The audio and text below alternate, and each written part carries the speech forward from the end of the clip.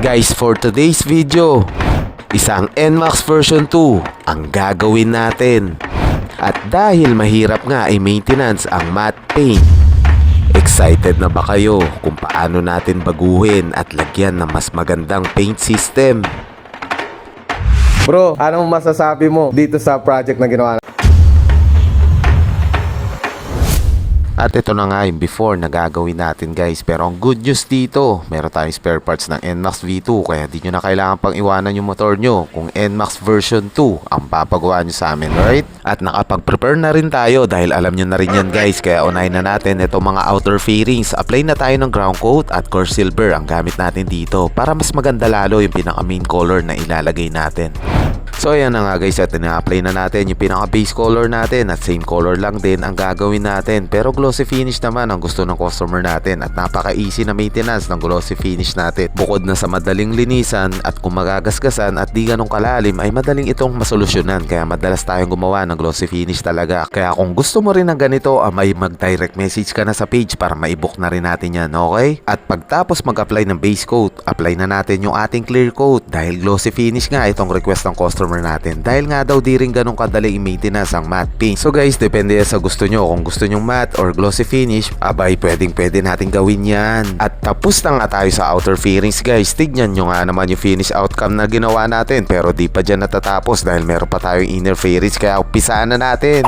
Apply na tayo kagad ng base color at white base ang gamit natin dito at maglalagay tayo ng konting twist para maiba nga daw yung outcome ng NMAX ng customer natin. Since 3 years na nga daw yung kanyang NMAX, dun pa lang sa 3 taon ng pang-araw-araw at di kayo binigyan ng sakit ng ulo ng mga motor nyo, abay minsan kailangan nyo rin bigyan ng reward yung mga pang-service nyo bukod sa pagpapa-PMS, kahit ipa-restore nyo lang para maging presentable tignan. At di lang yon, kasi minsan may malaking na itulong sa inyo yung mga pang-service nyo, kaya deserve din ng mga motor natin yung mga ganung bagay, alright?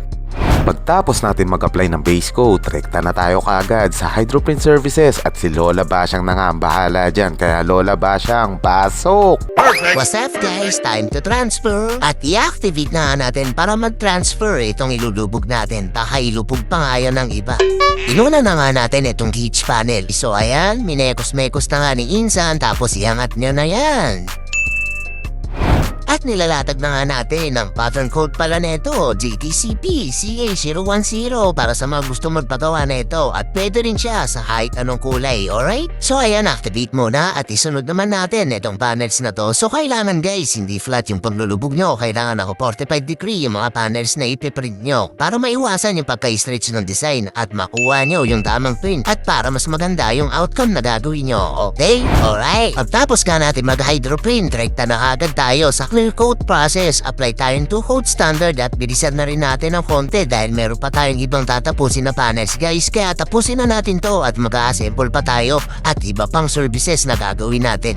Apply tayo ulit ng black piece para sa ibang inner parts na NMAX project natin. Kaya i-fast forward na natin yan at para hindi na rin umaba pa itong project log natin. Kaya huwag nyo skip tong video natin ha. At sana umabot kayo sa dulo ng video guys para makita nyo itong finished project at ano kaya ang masasabi ng customer natin.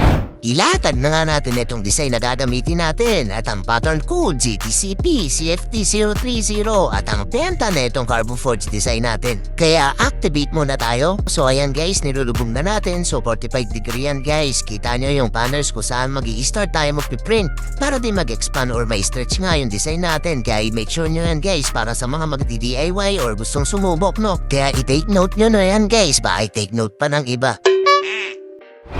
Pagtapos nga nating i-print, ititinted naman natin at same color sa outer fairings ang ilalagay natin dito. Itong carbon forged design natin, isa sa top of the line pattern design sa Hydroprint Services. At baka gusto nyo rin at marami tayong iba't ibang carbon forged design ang meron tayo dito.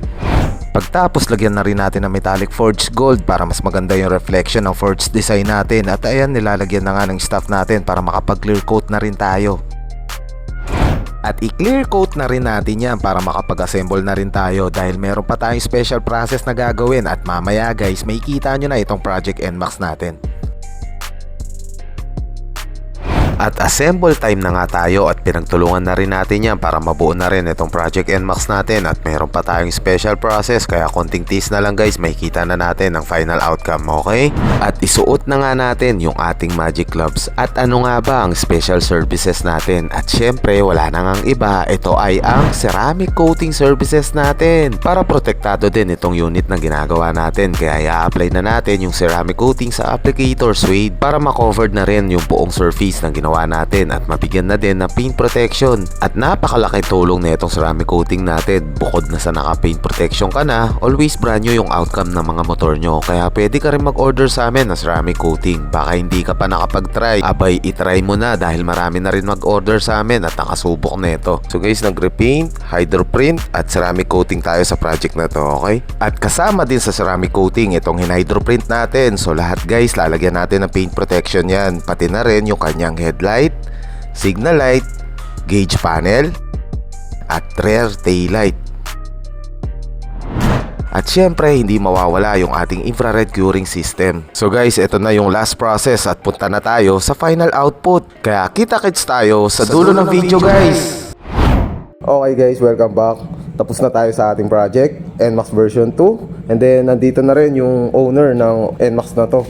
So guys, ang ginawa naman natin dito is nag-repaint tayo, no? Nag-repaint tayo ng candy red. So, dati siyang matte red. So, papakita namin sa screen. Ayan sa screen. So yun guys, no, easy maintenance na lang siya niyan. Sa matte kasi medyo mahirap yung maintenance nito, kaya pinag-glossy nila sa atin. And then ito na siya guys, yan. Then ang pangalawa, nag-hydroprint tayo. Yan. Forge tayo dito. Then sa console niya, ayan siya guys. Tsaka dito sa ilalim ng upuan. And then yung kanyang mga crankcase, no, ayan siya guys. Then kinombination namin siya dito sa white na to. Ginawa natin siyang red. Alright? Kasama din yung kanyang fender. Ang pangatlo, so white siya. Kinombination natin siya ng white. So carbon flat siya guys. Ayan, nakikita niyo siya. Papunta siya dito sa kanyang signal light. Alright? Then yung kanyang dibdib. So dalawang combination yan ng ating hydroprint guys. Then ito yung sa paint natin. Okay? At nandito na rin yung owner ng NMAX na ginawa natin. Bro, anong masasabi mo dito sa project na ginawa natin? Okay yung gawa at saka yung services nila napakaganda. Kaya dito na kayo magpagawa. Alright. So bro, quality ba? Quality. Quality. Okay. So naka-package deal tong ginawa natin, no? So sa mga gusto magpagawa, direct message kayo sa aming official page, JT Carbozone Philippines, at kita-kits tayo next video. Maraming salamat guys. Guys, meron nagpa-ceramic coating sa atin at galing pa siya. Taga saan po kayo? Tagalawag po ako. Ilocos Norte. At yan ang aabangan nyo sa next video.